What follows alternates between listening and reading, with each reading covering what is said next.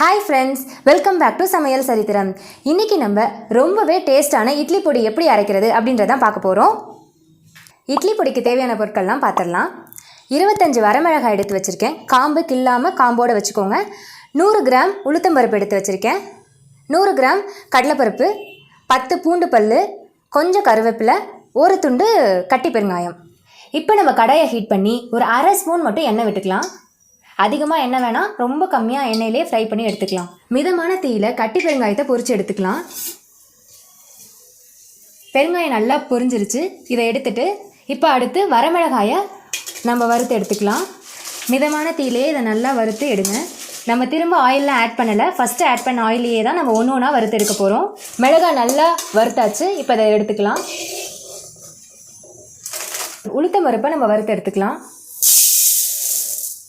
உளுந்து நல்லா செவக்கிற வரைக்கும் இதை வறுத்து எடுத்துக்கலாம்.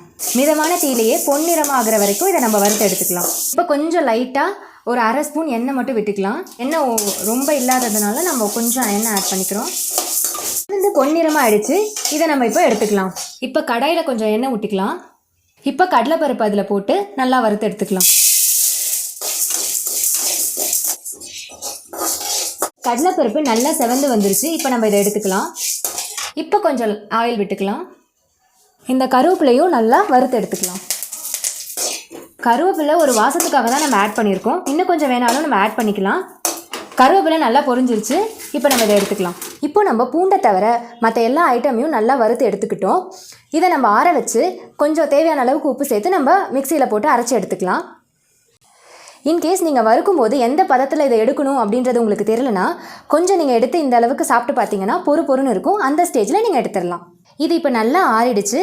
இதை நம்ம மிக்சியில் போட்டு அரைச்சி எடுத்துக்கலாம். இப்போ இதுக்கு நான் இவ்வளோ உப்பு சேர்த்து இதில் நான் அரைக்க போகிறேன். இன்கேஸ் உப்பு பத்தலைன்னா அரைச்சதுக்கப்புறம் தூள் உப்பு போட்டு கூட நம்ம அதை மிக்ஸ் பண்ணிக்கலாம். பாருங்கள், இந்த அளவுக்கு கொரன்னு அரைச்சதும் இந்த ஸ்டேஜில் பூண்டையும் ஆட் பண்ணி நல்லா நைஸாக அரைச்சி எடுத்துக்கலாம்.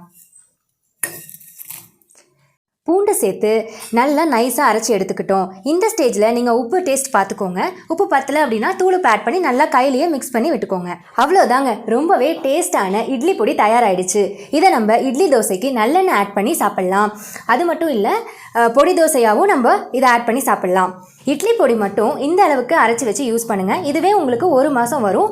நம்ம அரைச்ச குவான்டிட்டிக்கு நம்மளுக்கு 1/4 கிலோ இட்லி பொடி வந்திருக்கு. இந்த வீடியோ உங்களுக்கு பிடிச்சிருந்தா லைக் பண்ணுங்கள், ஷேர் பண்ணுங்கள் அண்ட் மறக்காமல் சமையல் சரித்திரம் யூடியூப் சேனலை சப்ஸ்கிரைப் பண்ணிக்கோங்க. தேங்க்யூ.